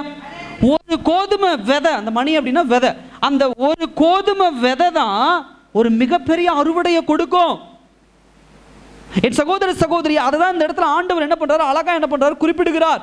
அப்ப ஆண்டவர் என்ன சொல்றாரு, ஒரு கோதுமைக்குள்ள ஒரு வாழ்க்கை இருக்குது, ஒரு லைஃப் இருக்குது. அந்த லைஃப் எப்ப தன்னை தாழ்த்தி இந்த பூமிக்கடிய போகுதோ அப்பதான் அதுல இருந்து என்ன பண்ணுது, பல கோதுமை மணிகள், பல கோதுமை விதைகள் என்ன பண்ணுகிறது, வருகிறது. ஒரு கோதுமை விதை இல்லாம ஒரு அறுவடை என்ன கிடையாது. ஆண்டவர் சொல்றாரு, நான் கோதுமை விதை, நான் இந்த பூமியில மரித்தால்தான் எனக்குள்ள இருக்கிற லைஃப், அந்த பாவத்திலிருந்து பாவத்திற்கு மரித்து நீதிக்கு பிழைக்கக்கூடிய, நித்திய வாழ்க்கைக்கு பிழைக்கக்கூடிய ஒரு பிழைப்பை என் மூலியமாக பல பேர் பெற முடியும் என்பதை அழகாக இயேசு கிறிஸ்து இந்த இடத்துல என்ன பண்ணுகிறார், வெளிப்படுத்துகிறார். ஹல்லேலூயா. அதை தான் இந்த இடத்துல காண முடிகிறது. தன்னுடைய வாழ்க்கையை இயற்கையோடு ஒப்பிட்டுகிறார். இயற்கைக்கு ஒரு சட்டத்திட்டம் வச்சிருக்கிறார், அதே சட்டத்திட்டம் தான் நம்முடைய வாழ்க்கையில். அப்ப நல்லா புரிஞ்சுக்கோங்க, சூரியன் காலையில வரணும், சாயந்தரம் போகணும். ஒரு செடி வளரணும்னா ஒரு விதை தேவை. இதெல்லாம் தேவன் கொடுத்த வரைமுறைகள். அதே போலதான் தேவன் உங்களுக்கும் எனக்கும் ஒரு வரைமுறை கொடுத்திருக்கிறாரு. அந்த வரைமுறைக்குள்ள நம்ம இருந்தாதான் உங்களுடைய வாழ்க்கையில நித்திய வாழ்க்கை என்பது உங்களுக்கு கிடைக்கும். உங்க குடும்பம் ஆசீர்வதிக்கப்படும். நீங்க அந்த வரைமுறைக்குள்ள வரல, அந்த லாக்குள்ள நீங்க வரல அப்படின்னு சொன்னா அங்க என்ன பண்ணாது, ஒரு ஆசீர்வாதம் இருக்காது. என்னதான் எனக்கு 5 ஏக்கர் நிலம் இருந்தாலும் சும்மா உட்காந்து நான் பார்த்துக்கிட்டே நெல் விளைஞ்சிரும், நெல் விளைஞ்சிரும், நெல் விளையுமா? நான் என்ன பண்ணும், விதையை ஊனணும். நான் விதையை ஊனுனாதான் நெல் என்ன பண்ணும், வரும். அந்த விதை உள்ள போய் அது மரித்து அதுக்குள்ள இருக்கிற லைஃப், வாழ்க்கை வெளியே கொடுத்தாதான் என்ன பண்ணும், செடி வரும், நெல் செடி வரும். அதே போலதான் நம்முடைய வாழ்க்கை. நான் ஆசீர்வாதமா இருக்கணும் வராது. வெறுநிலத்தை உட்காந்து எத்தனை வருஷம் வேடிக்கை பார்த்தாலும் வெறுநிலமா தான் அப்படியே உட்காந்து பார்த்துக்கிட்டே தான் இருக்கும். ஆனா அதுக்கு பதிலாக நீங்க உங்களை விதைக்கணும். அதில் நீங்க உங்களை பிளான் பண்ணணும். நீங்க உங்களை விதைக்கும் பொழுதுதான் அதுல ஒரு அறுவடையை நீங்க என்ன பண்ண முடியும், காண முடியும். அப்ப இந்த விதை என்ன பண்ணுது, அந்த விதை பார்த்து தனித்திருந்திருக்கலாம், அந்த விதை பார்த்து மற்றவர்களுக்கு பயன்படுற நல்ல விலைக்கு போற இடத்துல போயிருக்கலாம். ஆனா அந்த விதை எதை சூஸ் பண்ணுது, நான் நிலத்துக்கு கீழே போறேன். அந்த நிலத்துக்கு கீழே போகும் பொழுது தன்னுடைய அடையாளத்தை அந்த விதை என்ன பண்ணுது, இழந்து போகுது. அந்த நீங்க ஒரு விதையை விதைக்கிறீங்க அப்படின்னா, இவ்வளவு பெரிய விதை விதைக்கிறீங்கன்னா அதுக்குன்னு ஒரு அடையாளம் இருக்கு, அதுக்கு ஒரு சைஸ் இருக்கு, அதுக்கு ஒரு கலர் இருக்கு. அந்த விதை மண்ணுக்குள்ள போய் கொஞ்ச நாள் ஆன உடனே அதனுடைய சைஸ், அதனுடைய அளவு, அதனுடைய கலரு, இது எல்லாமே அது இழந்து போகுது. அது இழந்து போகும் பொழுதுதான் அதுல இருந்து என்ன வருதுங்க, ஒரு செடி என்ன பண்ணுது, வருது. ஹல்லேலூயா. ஒரு வாழ்க்கை அதுல இருந்து வருது, ஒரு ஆசீர்வாதம் அதுல இருந்து என்ன பண்ணுது, வருது. அப்போ ஒரு ஆவிக்குரிய வாழ்க்கையில நமக்கு கொடுக்கிற மிகப்பெரிய தத்துவம் என்ன அப்படின்னு சொன்னா, அதாவது மிகப்பெரிய வார்த்தை என்ன அப்படின்னு சொன்னா, பாடுகள் இல்லாமல் அங்க என்ன கிடையாது, மகிமை கிடையாது. இது யாருடைய வாழ்க்கையில்? அவர் இயேசு கிறிஸ்து, அதாவது பிதாவுடைய மகனாக இருந்தாலும் அவர் சொல்றாரு, எனக்கும் சிலுவை இருக்கு, அந்த சிலுவையை நான் சுமந்தாதான், என்னுடைய பாடுகளை நான் சுமந்தால்தான் எனக்கு என்ன உண்டு, மகிமை உண்டு. ஹல்லேலூயா. பாடுகளே இல்லாமல் என் வாழ்க்கையில மகிமை வந்துடும் அப்படின்னா வரவே வராது. அதான் ஆண்டவர் அழகா அந்த இடத்துல தெளிவா சொல்றாரு. விதை கண்டிப்பா உள்ள போய் தன்னுடைய அளவையும் சரி தன்னுடைய அடையாளத்தையும் இழந்து போனால்தான், அது மண்ணுக்குள்ள போட்டு புதைச்சாதான் வெளியே வேற ஒரு உருவமா என்ன பண்ணும், வரும் என்பதை அழகாக என்ன பண்ணுகிறார், வெளிப்படுத்துகிறார். பாவத்திற்கு மரணம் இல்லை என்று சொன்னால் ஆவிக்குரிய கனியுள்ள வாழ்க்கை இல்லை. உங்க வாழ்க்கையில ஜெயம் வேணும்னா முதல்ல உங்க வாழ்க்கையில என்ன பண்ண வேண்டும், அர்ப்பணிப்பு இருக்கணும். அர்ப்பணிப்பு இல்லாமல் ஜெயம் இல்லை. பாவத்திற்கு மரணம் இல்லாமல் ஆவிக்குரிய வாழ்க்கையிலே ரட்சிப்பு இல்லை. மூன்றாவது, பாடுகள் இல்லாமல் உங்க வாழ்க்கையில உயர்வோ மகிமையோ கனமோ என்ன கிடையாது. என் சகோதர சகோதரியே, ஒரு விதையை பார்க்கும்போது, கையில வச்சு பார்க்கும்போது அந்த விதை ரொம்ப சின்னதா இருக்கலாம், அது ஒரு யூஸ்லெஸ். என்ன ஒரு விதை வச்சு என்னங்க பண்ண முடியும், இதுக்கு ஏதாவது கனம் உண்டு, அதுக்கு ஏதாவது, ஒரு விதையை வச்சு நம்ம என்ன பண்ண முடியும். ஆனா அந்த ஒரு விதை எப்ப அந்த நிலத்துக்கு கீழே போகுதோ அது என்ன ஆகுது, இப்ப 1000 விதைகளை உருவாக்கக்கூடிய, 1000 ஆசீர்வாதங்களை தரக்கூடிய ஒரு செடியாக என்ன பண்ணுது, மாற ஆரம்பிக்குது. கையில பார்க்கும்போது ஒரு விதை, நிலத்துக்குள்ள போகும் பொழுது அது பல அறுவடைகளை கொடுக்கக்கூடிய ஒரு காரியமா என்ன பண்ணுது, மாற ஆரம்பிக்கிறது. என் சகோதர சகோதரியே, தேவன் அதை தான் இன்றைக்கு நம்மோடு ஒப்பிடுகிறார். இயேசு கிறிஸ்து பார்க்கும் பொழுது ஒரு சின்ன ஒரு ஆள், ஒரு சின்ன ஒரு மனுஷன், 33 வயசு ஆள் அப்படின்னு நம்ம பார்க்கிறோம். ஆனா அவர் என்றைக்கு சிலுவையிலே மரித்தாரோ அதன் மூலியமாக இன்றைக்கு நமக்கு மிகப்பெரிய ஒரு கூட்டம் ரட்சிப்பை நாம் என்ன பண்ணிருக்கிறோம், பெற்றிருக்கிறோம். நம்மளும் விதை தான். இந்த விதையும் சின்ன விதையா இருக்கலாம், இந்த விதைக்குன்னு சில அடையாளங்கள் என்ன பண்ணலாம் இருக்கலாம். ஆனா என்னைக்கு இந்த விதை மேலேயே இருந்துச்சுன்னா பிரயோஜனமே இல்லை. என்னங்கிறீங்க, அந்த விதை மேலேயே இருந்துச்சுன்னா பிரயோஜனமே இல்லை. அந்த விதை யார் கையில போகணும், விவசாயி கையில போகணும். விவசாயி என்ன பண்ணும், அதை நிலத்துக்குள்ள ஊனணும். நிலத்துக்குள்ள ஊனும் பொழுதுதான் அது என்ன பண்ணும், செடியா வரும். நீங்களும் நானும் இந்த உலகத்துல எத்தனை பேருடைய கையில வேணா இருக்கலாம், அதனால பயன் வருமானம் வராது. விவசாயி ஆகிய தேவனுடைய கரத்துல நம்ம எப்ப போறோமோ, அந்த விதை எப்படி ஒப்பு கொடுக்குதோ அது மாதிரி நம்ம ஒப்பு கொடுத்த, ஆண்டவரை என்ன நெடுங்க, ஆண்டவரை எல்லா பாடுகளுக்கும் நான் என்ன பண்றேன், நான் ஒத்து போகிறேன், எல்லா பாடுகளுக்கும் நான் என்ன பண்றேன், என்னுடைய வாழ்க்கையை நான் அர்ப்பணிக்கிறேன் என்று சொல்லி அதை நம்ம அர்ப்பணிக்கும் பொழுதுதான் அந்த நிலத்துல ஆண்டவர் ஊனும் பொழுது அது என்ன பண்ணும், ஒரு மிகப்பெரிய செடியா ஆசீர்வாதமா என்ன பண்ணும் வரும். என் சகோதர சகோதரியே, இந்த உலகத்திலே மரிக்கும் பொழுதுதான் ஆவிக்குரிய வாழ்க்கையிலே உயிர் பெற்று எழும்புகிற பிள்ளைகளாக நாம் என்ன பண்ணுவோம், இருப்போம். இயேசு கிறிஸ்துடைய வாழ்க்கை நான் அடிக்கடி சொன்னேன், நீங்க பிறப்பை பார்ப்பதை விட, அதிசயங்களை அற்புதங்களை பார்ப்பதை விட, இயேசு கிறிஸ்துவுடைய அழகுக்கு முக்கியத்துவம் கொடுப்பதை விட, எதை நீங்கள் பின்பற்ற வேண்டும் என்று சொன்னால் 3 காரியத்தை நீங்க ரொம்ப பின்பற்றணும். ஒன்று இயேசு கிறிஸ்துவுடைய மரணம், இன்னொன்று இயேசு கிறிஸ்துவினுடைய அடக்கம், மூன்றாவது என்னங்க, இயேசு கிறிஸ்துவுடைய உயிர்த்தெழுதல். மரணம் என்பது இந்த விதையோடு அப்படியே ஒப்பிட்டு பாருங்க. அவர் மரிச்ச பிறகு என்ன பண்றாங்க, ஒரு கல்லை போட்டு என்ன பண்றாங்க, இந்த சரீரம் வெளியவே வராதுன்னு என்ன பண்ணிடுறாங்க, இந்த சரீரத்துக்கு நீ வேல்யூவே இல்லை, இந்த சரீரத்துக்கு இந்த மதிப்பே இல்லைன்னு ஒரு கல்லை போட்டு முழுவதும் மூடிடுறாங்க. 3 நாட்களுக்கு பிறகு அந்த கல்லை தூக்கி எறிந்து வெளியே வரக்கூடிய வல்லமை எனக்கு உண்டு என்பதை யார் காட்டுகிறார், இயேசு கிறிஸ்து. அதே போலதான் இத்தினூண்டு விதை அவ்வளோ ஆழத்துல போட்டு என்ன பண்றோம், என்ன பண்றோம், விதைக்கிறோம். அதுக்கு மேல எவ்வளவோ மண் இருக்கு.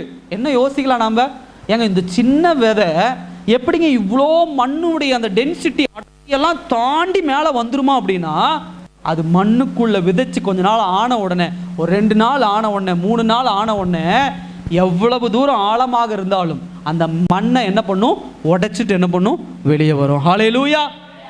முதல்ல உள்ள இருக்கும்போது பாடா இருக்கும், சிலுவையில் அடிபடும் போது பாடுகள் இருக்கும், கல்லறையில வைத்து அடக்கம் பண்ணும்போது பாடுகள் இருக்கும்.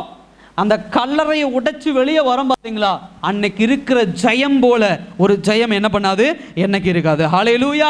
அதை தான் இயேசு கிறிஸ்துடைய வாழ்க்கை இந்த நாள் நமக்கு என்ன பண்ணுகிறது, காட்டுகிறது. என் சகோதர சகோதரி, அவர் வாழ்ந்த வாழ்க்கை, அவர் வாழ்ந்த நீதியுள்ள ஒரு வாழ்க்கை என்பது நம்முடைய பாவத்திற்குண்டான தண்டனைக்குண்டான ஈக்குவலாக இருந்தாலும் அவருடைய மரணம் தான் நமக்கு என்ன கொண்டு வருதுங்க, ஒரு ரட்சிப்பை என்ன பண்ணுது, கொண்டு வருகிறது. அவருடைய மரணம் நமக்கு ஒரு ரட்சிப்பு என்று சொன்னால், அவருடைய உயிர்த்தெழுதல் நமக்கு ஒரு ஜெயம். மரணம் என் பாவத்தை என்ன பண்ணிருச்சு? மூடிருச்சு. அப்படியே உயிர்த்தெழுதல், நானும் இந்த உலகத்திலே ஜெயிக்க முடியும், நானும் இந்த உலகத்திலே பாவத்தை ஜெயிக்க முடியும் என்கிற ஒரு அஷ்யூரன்ஸ், ஒரு உறுதித்தன்மையை கொடுப்பது எதுங்க? அவருடைய உயிர்த்தெழுதல். ஏன்னா இன்னைக்கு இருக்கிற கிறிஸ்தவர்கள் வாழ்க்கை மத்தியில் நம்ம எப்படி யோசிக்கிறோம் அப்படின்னா, கம்ஃபர்டபுள், அதாவது சொகுசு வாழ்க்கை. நல்லா புரிஞ்சுக்கோங்க, 2 வார்த்தை உங்கள்கிட்ட நான் அதனால சொல்லி நான் முடிக்க விரும்புகிறேன். ஒன்று சொகுசு வாழ்க்கை, இன்னொன்று உறுதி உள்ள ஒரு வாழ்க்கை. இன்னைக்கு இருக்கிற கிறிஸ்தவர்கள் மத்தியிலே ஒரு ஒரு ஒரு பிம்பத்தை உருவாக்கி கொண்டிருக்கிறார்கள். என்னன்னு சொன்னா சொகுசு வாழ்க்கை. நீ சொகுசா இருக்கணும். அப்ப நீ சொகுசா இருக்கணும் அப்படின்னு சொன்னா, நான் இப்ப என்ன பார்த்து ஒருத்தர், ஏங்க நீங்க நல்லா சொகுசா இருக்கீங்கன்னா என்ன சொல்லுவாங்க? என்கிட்ட கேட்குறாங்க, ஏங்க நீங்கள் நல்லா சொகுசாக இருக்கிறீங்களா அப்படின்னு கேட்டால் நான் எப்படி சொல்லுவேன் அப்படின்னா, ஆமாம் சொகுசாக இருக்கு. எப்படி? நான் நினச்சதை சாதிக்கிறேன், நான் நினச்சதை சாப்பிட்றேன், நான் எங்கே இருக்கணுமோ அங்கே இருக்கிறேன், என் ஆசை என்னென்ன தீர்க்கணுமோ நான் அதை தீர்த்துக்கிறேன். அப்போ எனக்கு என்ன வாழ்க்கைங்க? சொகுசுள்ள ஒரு வாழ்க்கை. இது சொகுசு வாழ்க்கை. ஆண்டவர் நம்ம இடத்துல சொகுசு வாழ்க்கை விரும்புகிறவர் அல்ல. ஆண்டவர் நம்ம இடத்துல கேட்கிற ஒரு வாழ்க்கை என்ன அப்படின்னா, உறுதி உள்ள ஒரு வாழ்க்கை. இந்த உறுதி உள்ள வாழ்க்கை எங்க உறுதி இருக்கணும் அப்படின்னா, தேவனுடைய திட்டத்துல. ஆண்டவர் உங்களையும் என்னையும் அழைத்தது சொகுசு வாழ்க்கை வாழ்வதற்காக அல்ல, அவருடைய திட்டத்திலே உறுதியுள்ள ஒரு வாழ்க்கை வாழ்வதற்காக. பாவத்தை ஜெயிச்சாச்சு, பாவத்திலிருந்து வெற்றி பெற்று வந்தாச்சு, அதனால இனி நான் சொகுசு வாழ்க்கை வாழலாம்னா இல்ல. எனக்கு உறுதி உள்ள ஒரு வாழ்க்கை. எது? தேவனுடைய திட்டத்துல. என்னுடைய திட்டங்களையும் என்னுடைய ஆசைகளையும் நான் நிறைவேற்ற விரும்பினால் அது சொகுசு வாழ்க்கை. தேவனுடைய திட்டங்களையும் தேவனுடைய பார்வையும் நிறைவேற்ற விரும்புகிறோம் பாத்தீங்களா, அதுக்கு தான் உறுதியுள்ள ஒரு வாழ்க்கை. கிறிஸ்தவ வாழ்க்கை சொகுசு வாழ்க்கையை விட தேவனுடைய சத்தியத்தில் உறுதியுள்ள ஒரு வாழ்க்கையை தான் என்ன பண்ணுதுங்க? விரும்புது. 25ஆம் வசனத்தில் பாருங்க, தன் ஜீவனை சிநேகிக்கிறவன் அதை என்ன பண்ணுவான்? இழந்து போவான். இந்த உலகத்தில் தன் ஜீவனை வெறுக்கிறவனோ அதை நித்திய ஜீவகாலமா என்ன பண்ணுவான்? இந்த வசனம்லாம் என்னன்னு தெரியல, பல பேருடைய கண்களில் படுறதே கிடையாது. ஆண்டவர் என்ன சொல்றாரு? ஒரு மிகப்பெரிய ஒரு எச்சரிக்கை என்ன பண்றாரு? கொடுக்கிறார். தன் ஜீவனை வெறுக்கிறவன் என்ன பண்ணுவான்? நித்திய வாழ்க்கை வாழுமா அப்படிங்கிற ஒரு காரியத்தை அழகா என்ன பண்றாரு? வெளிப்படுத்துகிறார். என் சகோதர சகோதரியே, இந்த இடத்துல பாருங்க, இந்த ஜனங்கள் மத்தியில் இந்த சீஷர்கள் என்ன பண்றாங்க? சுத்தி பார்த்துட்டே வராங்க. எல்லா ஜனங்களும் இயேசுவை ராஜாவா ஏற்றுக்கிட்டாங்க. ஓசன்னா தாவீதின் குமாரனே வாழ்க வாழ்க, ராஜாவே வாழ்க வாழ்க அப்படிங்கிறாங்க. இப்ப இந்த யூதர்களுடைய சீஷர்களுடைய மனநிலைமையெல்லாம் எப்படிப்பட்டதாக இருக்கிறது? ஓ, எல்லாருமே இயேசுவை ராஜாவா ஏற்றுட்டாங்க. இத்தனை வருஷம் அடிக்க பார்த்தாங்க, இத்தனை வருஷம் கல்லடிக்க பார்த்தாங்க, இத்தனை வருஷம் கொலை செய்ய பார்த்தாங்க, கடைசியா ஒரு வழியா என்ன பண்ணிட்டாங்க? இவங்க இயேசுவை ஏற்றுக்கொள்ள ஆரம்பிச்சுட்டாங்க அப்படின்னு இவங்க நினைச்சிட்டு இருக்கிறாங்க. அப்படி நினைச்சிட்டு இருக்கும்போது ஆண்டவர் சொல்றாரு, இல்ல இல்ல, இன்னும் ஒரு 3 நாள் பொறு. என்ன? இன்னும் ஒரு 3 நாள் பொறு. இதே நாக்கு, இதே வாய் என்ன சொல்லும்? என்ன சொல்லும்? இவனை சிலுவையிலே அறையும். இவனை சிலுவையில் அறையிற, அதாவது இயேசுவை சிலுவையில் அறையிறதுனால என்ன சாபம் வருதோ அது எனக்கும் என் குடும்பத்துக்கும் வரட்டும் அப்படின்னு சொல்லி என்ன பண்றாங்க? சொல்றாங்க. நாக்கு சுயநலமாய் திரும்புகிறது. அதான் ஆண்டவர் இந்த இடத்துல என்ன சொல்றாரு? தன் ஜீவனை வெறுக்கிறவன். ஜீவன் அப்படின்னு சொன்னா, தன் ஜீவன் அப்படின்னு சொன்னா இந்த உலகத்துல வாழ்கிற ஒரு கம்ஃபர்டபுளான ஒரு வாழ்க்கை, சுய வாழ்க்கை. சுய வாழ்க்கையை வெறுக்கிறவன் என்ன பண்ணுவான்? அந்த இடத்துல அழகா சொல்லுது. என்ன சொல்றாரு? தன் ஜீவனை சிநேகிக்கிறவன் அதை இழந்து போவான். நீங்க உங்க ஜீவனை எந்த அளவுக்கு சுயமா இந்த உலகத்துல யோசிக்கிறீங்களோ அதை இழந்துருவீங்களா? உங்க ஜீவனை நீங்க எந்த அளவுக்கு வெறுக்கிறீங்களோ அதை ரெட்டத்தனையா என்ன பண்ணுவோம்? பரலோகத்துல பெற்றுக்கொள்வோங்கிற ஒரு அழகான வார்த்தை இந்த இடத்துல என்ன பண்றாரு? சொல்றாரு. அப்ப நல்லா புரிஞ்சு கொள்ளுங்க. சில பேர் சொல்லுவோம், வாழ்க்கையை நேசி, உன் வாழ்க்கையை விரும்பு, உனக்கு கடவுள் கொடுத்த வர இது, நீ எப்படியெல்லாம் வாழ ஆசைப்படுற அப்படி வாழு, என்னெல்லாம் நீ இந்த உலகத்துல சாதிக்க ஆசைப்படுறிய அதை நீ சாதிச்சுட்டு பேசு. அப்படிலாம் அந்த உலகம் நமக்கு என்ன பண்ணும்? கற்றுக் கொடுக்கும். ஆண்டவர் அப்படியே சொல்லி கொடுக்குறாரு இந்த இடத்துல. இல்ல, உன் ஜீவனை நீ என்ன பண்ணும்? வெறுக்கணும். சுயநலத்தை வெறுக்கணும். ஐயா, நான் இந்த உலகத்துல வாழ்றேன், என் சுயநலத்தை வெறுக்கணும்னா நான் எப்படி வெறுக்கணும் அப்படின்னு சொன்னா, நான் வேலைக்கு போக கூடாதா, நான் சாப்பிடக்கூடாதா, நான் வீடு கட்ட, அது இல்ல. என்னுடைய வாழ்க்கை முழுவதும் என் ஜீவனை சுத்தியே இருக்கிற திட்டத்திலேயே நான் ஓடிட்டு இருக்க கூடாது. சில பேர் அப்படிதான் நம்ம ஓடிட்டு இருக்கிறோம். என்னங்க உங்களுடைய குணம், உங்களுடைய மோட்டிவ், உங்களுடைய கோல் என்னங்க அப்படின்னா, பணம் சம்பாதிக்கணும், பணம் சம்பாதிக்கணும், பணம் சம்பாதிக்கணும், இதை செய்யணும், அதை செய்யணும், இப்படி இருக்கணும், நான் சொகுசா வாழணும். சொகுசு. இந்த சரீரம் எதை அனுபவிக்க வேண்டும்? இந்த சரீரம் எதுல சந்தோஷமா இருக்கும்? இந்த சரீரம் எதுல லயித்து போய் இருக்க வேண்டும்? சரீர சுகத்திற்காக சரீரம் எதிலே லயித்து போய் இருக்க வேண்டும் என்று சொல்லி நாடி ஓடுகிறவர்களுடைய முடிவு எப்படிப்பட்டதாக இருக்கும்னா பாவமாக தான் இருக்கும். இந்த சரீரம் நல்லா இருக்கணும்னு நீங்க என்னைக்கு ஓட ஆரம்பிக்கிறீங்களோ அன்னைக்கே புரிஞ்சுக்கோங்க, நீங்க பாவத்துக்குள்ள பயணம் பண்ண ஆரம்பிச்சிட்டீங்க. ஏன்னா இந்த சரீரம் இந்த உலகத்துல எதை விரும்பும்? பாவத்தை தான் வரும். மாம்சம் பாவத்தை தான் விரும்பும். ஏன்னா அந்த மாம்சம் எங்கிருந்து வந்ததுங்க? ஆதாம் ஏவாள் இடத்துல இருந்து வந்தது. அப்ப இந்த மாம்சம் அதை தான் விரும்பும். அதனாலதான் ஆண்டவர் சொல்லுவோம், ஜீவனை வெறுத்துரு. இப்ப மெயின் டார்கெட் என்னன்னா பாவம் பண்ணக்கூடாது. அப்ப பாவம் பண்றதுக்கு எது அடித்தளமாக இருக்கிறது? இந்த ஜீவனும் இந்த உலக வாழ்க்கையும். உலகம் என்பது தேவன் படைத்த உலகம் அல்ல. தேவன் படைத்ததற்கு பிறகு பிசாசானவன் உலகத்தை சுற்றி பல தீமையான காரியங்களை புதைத்து வச்சிருக்கிறான். இந்த தீமையான காரியங்கள் ஒவ்வொரு நாளும் பாய்சன் போல நம்மளோட காதுல ஏத்திக்கிட்டே இருக்கான். என்ன அப்படின்னா பாவத்தினுடைய அந்த இருதயம், அதாவது ஒரு மனுஷனுக்கு முக்கியம் என்ன அப்படின்னா இருதயம். அதே போல பாவத்தினுடைய இருதயம் என்ன அப்படின்னு சொன்னா சுயநலமாய் உங்களை வாழ தூண்டுவது, உங்க மாம்சத்துக்கு விருப்பப்பட்ட ஒரு வாழ்க்கையை வாழ வைப்பது, உங்களை ஆண்டவருக்கு அர்ப்பணிக்க விடாது. உங்க மாம்சம் என்னைக்கு உங்களை அர்ப்பணிச்சுள்ள ஒரு வாழ்க்கை வாழ விடாது. அதுதான் இயேசு கிறிஸ்து நடந்துச்சு. அவருடைய மாம்சத்தை பிரைஸ் பண்ண ஆரம்பிச்சாங்க. நீங்க நல்லா பாருங்க, நீங்க ஆண்டவருக்குள்ள அர்ப்பணிச்சு வரும்போது சுத்தி இருக்கிறவங்க என்ன பண்றாங்க? அந்த சீஷர்கள்லாம் என்ன பண்றாங்க? ஆண்டவர் இங்க ஒரு கூடாரத்தை போடுவாங்க. அவனுடைய நண்பர்களாம் சொன்ன, ஆண்டவர் நீங்க நல்ல அற்புத அதிசயம்லாம் செய்யறீங்க, நம்ம எருசலேம் போவோம், பயங்கரமான கூட்டம் இருக்குது, நீங்க அங்க அற்புதம் செஞ்சுட்டே இருங்க, இங்க டோக்கன் போட்டு நாங்க என்ன பண்ணிடுறோம்? வசூல் பண்ணி பணம் சம்பாதிச்சிடறோம் அப்படிங்கிறாங்க. இங்க பார்க்கும்போது ஏசு கிறிஸ்து ஓசனான்னு வரும்போது ஓ ராஜாவா வந்துட்டாரு, நம்மளாம் அமைச்சராயிரும், ராஜாவாயிரும், இப்படி ஒரு கணக்கு. இவனுங்க எல்லாமே மனுஷங்களுடைய புத்தி அதுதான். அடுத்தவனை வச்சு நம்ம எப்படி வாழலாம்? சில பேர் வந்து நம்மளை அப்படிதான் தூண்டி விடுவோம். ஆவிக்குரிய வாழ்க்கையில ஆண்டவருக்கு அர்ப்பணித்த வாழ்க்கையை வாழ்றதுக்கு இந்த உலகத்தில் இருக்கிற மிகப்பெரிய தடை நம்மை சுற்றி உள்ளவர்கள். அதுக்காக எல்லாத்திட்டையும் பேசாதீங்க, வெறுத்து ஒதுக்குங்கன்னு சொல்ல. எங்க எப்படி பேசணும், என்ன தேவை, தயவு செய்து அதில் கரெக்டா இருங்க. என் வாழ்க்கை என்ன எனக்கு ஆண்டவர் கொடுத்திருக்கிறார், நான் ஆண்டவருக்குள்ள இருக்கேன், என்னுடைய சம்பளம் என்ன, என்னுடைய வருமானம் என்ன, என்னுடைய ஆசீர்வாதம் என்ன, என்னுடைய வாழ்க்கை என்ன, என் கணவர் யாரு, என் மனைவி யாரு, எங்க அம்மா யாரு, எங்க அப்பா யாரு, என் திருமண வாழ்க்கை யார் தீர்மானிக்கணும், எனக்கு உண்டானது யார் குடிப்பா, இதை தெளிவா புரிஞ்சு வச்சுட்டாவே உங்க வாழ்க்கையை நீங்க ஆண்டவருக்குன்னு அர்ப்பணிச்சிடலாம். இதை தெளிவா புரியாததுனால தான் நம்ம வாழ்க்கை இன்னும் ஆண்டவருக்குள்ள அர்ப்பணிக்க முடியல. எனக்கு யார் இருக்கா? எங்க அப்பா அம்மா இருக்காங்க, அதுக்கு மேல எனக்கு யார் இருக்கா? ஃபர்ஸ்ட் என் ஆண்டவர் இருக்கிறார், அவர் தேர்ந்தெடுத்து எனக்கு கொண்டு வருவார். ஹல்லேலூயா. ஆண்டவர் என்னை கொண்டு வருவார். நான் எஸ்தர் அப்படின்னா என்னை கொண்டு போய் ராணியா ஆண்டவர் உட்கார வைப்பார். நான் ரூத்துன்னா எனக்கு உண்டான இவரை போவாசனை கொண்டு வருவார். யோசேப்பு அப்படின்னு சொன்னா யோசேப்புக்கு உண்டான மனைவியை ஆண்டவர் ஒரு ராணியா ஏற்பாடு பண்ணி வச்சிருக்கார், அவளை கொண்டு வருவார். ஈசாக்கு உண்டான ரெபேக்கால ஆண்டவர் கொண்டு வந்தார், நான் எதுக்கு தேடி போகணும்? ஹல்லேலூயா. அப்ப எல்லாத்துக்கும் ஆண்டவர் ஒரு ப்ரிப்பரேஷன் வச்சிருக்காரு. ஆண்டவர் நீங்க உங்க வேலையை பார்த்துக்கிட்டு இருந்தோம்னா, நம்ம ஒர்க்கை நம்ம தெளிவா பார்த்தோம்னா, ஆண்டவர் செய்ய வேண்டிய காரியத்தை அர்ப்பணிப்பே. உன் அர்ப்பணிப்பை கெடுக்கிறதே இந்த மாதிரியான காரியங்கள் தான், பாவ காரியங்கள் தான். ஆண்டவர் எனக்கு இந்த விஷயத்துல பிடிச்ச விஷயம், ஆண்டவரை எப்பெல்லாம் தூக்கி பேசுறாங்களோ அப்ப தன்னுடைய அழைப்பை சொல்லிக்கிட்டே இருக்கிறார். ஆண்டவரே நீ ராஜா, நான் சாக வேண்டியவன். ஆண்டவரே இந்த இடத்துல 3 கூடாரம் போட்டலாம், நான் எருசலேம் போக வேண்டியவன்.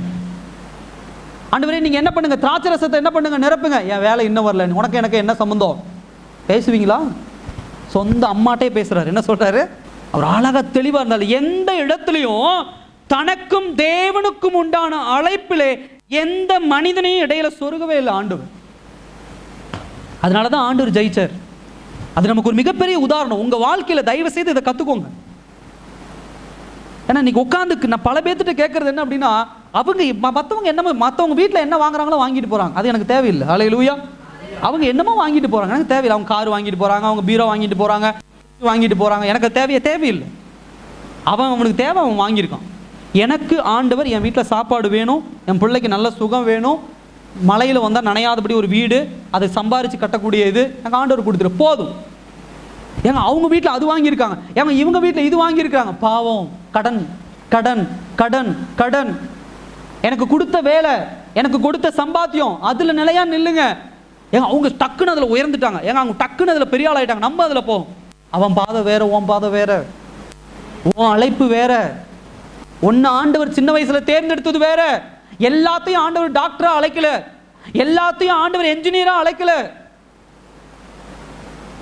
எல்லாத்துக்கும் ஒரு பாதை உண்டு. எந்த பாதையில நீங்க பிரகாசிக்க முடியுமோ அந்த பாதையில நீங்க பிரகாசிச்சீங்கன்னா தான் தேவனுடைய திட்டத்தை நிறைவேற்றி பாவத்துல விழாம இருப்பீங்க. நீங்க நல்லா யோசிச்சு பாருங்க, ஆண்டவர் கொடுத்த ஆசீர்வாதத்துக்குள்ள இருந்தீங்கன்னா பாவம் இருக்காது. இந்த மனுஷன் பேசுற பேச்செல்லாம் காதுல போட்டுக்கிட்டே இருந்தீங்கன்னா தான் பாவத்துல ஈஸியா விழுந்துருவீங்க. இதுல இன்னைக்கு இந்த காலகட்டத்தில் இருக்கிற பெரிய பிரச்சனை அதுதான். உனக்கு எது தேவை அப்படிங்கறத ஆண்டவர் உனக்கு தேர்ந்தெடுத்து வச்சிருக்கிறார். உனக்கு எது பெஸ்ட்னு ஆண்டவர் உனக்கு கொடுத்து வச்சிருக்கிறார். உங்க வேலையும் என் வேலை என்ன அப்படின்னா அதுல அர்ப்பணிச்சு அதுல பயணம் பண்ணணும். இயேசு கிறிஸ்துவுடைய வாழ்க்கையிலே தேவன் வைத்திருக்கிற காரியம் சிலுவை. 33 வயசுல போய் அவர் சிலுவையில அடிக்கப்படணும். இதுதான் இயேசு கிறிஸ்துக்கு தேவன் கொடுத்த திட்டம். அப்ப இயேசு கிறிஸ்து தன்னை சிலுவைக்கு தான் அர்ப்பணிக்கணும். பேதுரு சொல்லிட்டான் நீங்க ராஜான்னு சொல்லி, இயேசு கிறிஸ்துடைய உலகபூர்வமான தாயார் சொல்லிட்டாங்க நீங்க இதை வச்சு பணம் சம்பாதிக்கலாம்னு சொல்லி, இயேசு கிறிஸ்துடைய சகோதரர் சொல்றாங்க நீங்க அற்புதம் செய்யுங்க அதனால நீங்க பணக்காரர் ஆயிரலாம், உங்களை வச்சு நாங்களும் பணக்காரர் ஆயிடுவான்னு சொல்லிட்டு ஆண்டவர் எந்த இடத்திலும் தன்னுடைய அர்ப்பணிப்பை விட்டு கொடுக்கல. சில நேரங்களில் ஆசீர்வாதங்கள் குடும்பத்தில் வரும் பொழுது, சில நேரத்தில் மேன்மைகள் குடும்பத்தில் வரும் பொழுது, பிசாசானவன் பேதுருவை போலவும் இயேசு கிறிஸ்துடைய சகோதரர்களை போலவும் இந்த மாதிரியான ஆட்களை போல நம்ம இடத்துல சுத்தி கொண்டு வந்து நம்முடைய பாதையை திசை மாற்றி நம்முடைய அர்ப்பணிப்பை திசை மாற்றுகிற கூட்டம் உண்டு. ஆண்டவர் நல்ல சுகத்தை கொடுத்திருக்கிறார், ஆண்டவர் நல்ல அறிவை கொடுத்திருக்கிறார், ஆண்டவர் நல்ல அழகை கொடுத்திருக்கிறார், ஆண்டவர் நல்ல வாழ்க்கையை கொடுத்திருக்கிறார். பாவம் பண்றதுக்கு இல்ல, அவருடைய அர்ப்பணிப்பை நிறைவேற்றுவதற்கு, அவருடைய திட்டத்தை உன்னை நிறைவேற்றுவதற்கு. மற்ற பிள்ளைகள் படிக்காத போது ஆண்டவர் உன்னை படிக்க வைக்கிறார் அப்படின்னா திருமணம் பண்றதுக்காக அல்ல. அதை வச்சு நீ போய் யாரையாவது கண்டுபிடிச்சு திருமணம் பண்ணிக்கலாம், அதுக்காக ஆண்டவர் உன்னை படிக்க வைக்கல. அவங்களுக்கு அதை விட மிகப்பெரிய திட்டத்தை ஆண்டவர் வச்சிருக்கிறார். மற்றவர்களுக்கு இல்லாத வேலையை ஆண்டவனுக்கு கொடுத்திருக்கிறார் அப்படின்னு சொன்னா அதை வச்சு பாவம் செய்யறதுக்கு அல்ல. சில பேருடைய வாழ்க்கையில நம்ம பார்க்கிறோம், நல்ல வேலை இருக்கு, நல்ல வருது, ஆனா குடும்பத்துல சமாதானம் இல்ல, கடன் பிரச்சனை வருது, வேலையில நிம்மதி இல்ல. ஏன்னா ஆண்டவர் கொடுக்கிற ஆசீர்வாதத்தை நீ என்னைக்கு பாவத்துக்கு எடுத்துட்டு போறையோ அந்த ஆசீர்வாதத்தை ஆண்டவர் பிடுங்கிடுவார். நீங்க வேலை செய்யும் போது ஒரு 150 ரூபாய் சம்பளம் வருதா, அதை தெய்வீகமா பயன்படுத்தி பாருங்க, ஆவிக்குரிய வாழ்க்கையில பயன்படுத்தி பாருங்க. நீங்க சாப்பிட்றதுக்கு இல்ல கடன் வீட்டு வாடகை கட்டுறதுக்கு, பிள்ளைகளுக்கு உண்டான தேவை 150 200 ஆகும், 200 250 ஆகும், 300 ஆகும், ஊழியத்துக்கு என்று பயன்படுத்தி பாருங்க. ஆனா அதை விட்டுட்டு அந்த 250 வச்சு அந்த 150 வச்சு பாவத்து காரியங்களுக்கு பயன்படுத்துறீங்க அப்படின்னு சொன்னா 150 120 ஆகும், 120 100 ஆகும், 100 50 ஆகும், கடைசியில் கடனா வந்து நிற்கும். அறிவிற்கு அறிவிற்கு அறிவிற்கு அழகு இருக்கு, அறிவிற்கு அழகு இருக்குன்னு உலக மனுஷன் சொல்லி சொல்லி சொல்லி உன் அறிவையும் அழகையும் எங்கேயாவது ஒரு இடத்துல போய் முடிச்சிருவான். சில பேர் சொல்றது உண்டு. அப்படி நல்ல கவனமா கேட்டுக்கணும் சகோதர சகோதரியே, உனக்கு ஆண்டவர் உன் பாதையில் என்ன வச்சிருக்காரோ அதை எடுத்துட்டு ஓடுங்க. நான் அதான் முன்னாடியே சொன்னேன், சொகுசு வாழ்க்கையில் உலக மனுஷன் நமக்கு சொகுசு வாழ்க்கையை தான் கற்றுக் கொடுப்பான். நீ இப்படி சம்பாரிச்சா இப்படி போயிடலாம், நீ இப்படி சம்பாரிச்சா இப்படி போயிடலாம், இப்படி பண்ணினா இப்படி போயிடலாம், இப்படி இருந்தா. நான் ஆண்டவருக்குள்ள நடப்பட்டவன், ஒரு உறுதி உள்ள வாழ்க்கை. கடன் வாங்கி அவதிப்பட வேண்டிய வாழ்க்கை எனக்கு அவசியம் கிடையாது. எனக்கென்று வைத்திருக்கிறதை ஆண்டவர் எனக்கென்று கொண்டு வருவார். அதற்கு முன்னாடி நானா போய் எங்கேயாவது முட்டி என்ன பண்ணக்கூடாது. இந்த சில இந்த இதில் பாருங்க, பாவத்தில் மாட்டும் போதெல்லாம் கொஞ்சம் யோசிங்க. எங்கேயாவது போய் உட்காந்து இந்த 8 கால் பூச்சி ஒரு வலை பின்னி வச்சிருக்கும், அதில் போய் பாருங்க, அந்த பூச்சி உடம்பு இவ்வளோதான் இருக்கும். என்னக்கும் பூச்சி உடம்பு இவ்வளோதான் இருக்கும், இவ்வளோ பெரிய வண்டு மாட்டிருக்கும், இவ்வளோ பெரிய வண்டு மாட்டி அந்த வண்டு செத்து போயிடும். நம்மளாம் அப்படிதான், அவ்வளோதான் பாவம், அவ்வளோதான் பாவம், இவ்வளோதான் இருக்கும், சின்ன பாவம். என்னங்க சின்ன பாவம். நம்ம எவ்வளோ பெரிய ஆளாக இருக்கலாம், 100 கிலோ இருக்கலாம், இந்த சின்ன பாவம் போதும், அழகாக என்ன பண்ணிடும், முடிச்சிடும். உன்னுடைய வாழ்க்கை இப்போ சின்ன வயசுலேருந்து பிறந்து வளர்ந்து உன்னை காப்பாற்றி கொண்டு வந்து 21 வயசு 22 வயசு வரும்போது இந்த உலகம் கற்றுக் கொடுக்கிற தவறான பாதைகள், இந்த உலகம் சொல்றது நீ இங்கே திருமணம் பண்ணிக்கோ, அங்கே திருமணம், சின்ன விஷயம், ஒரு நாள் நடக்கக்கூடிய விஷயம். கல்யாணங்கிறது திருமணங்கிறது சின்ன விஷயம்.